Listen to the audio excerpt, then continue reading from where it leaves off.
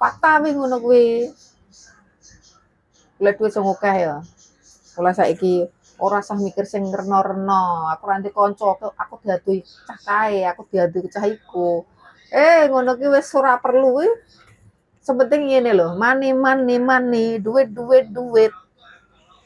Kanca nek kanca ora sehati, ora sefrekuensi ya wis tinggal wae. Ora perlu ngono kuwi.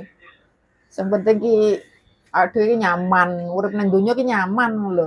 Lha kowe percuma duwe kanca ora marai nyaman, ora marai atimu ayem tentrem, lak marai malah kisruh tok. Sing penting awake dhewe ki fokus golek dhuwit, fokus karo kenyamanan hatimu, fokus karo kebahagiaan awakmu ngono lho. Ora usah mikirke kancamu ka lho, sing wonge ngono kae. Kanca ora seneng karo awake dhewe ya wis to, dhek wis ben lunga wis ora usah digagas. Ngopo kanca ora seneng karo awake dhewe kok bingung ipal.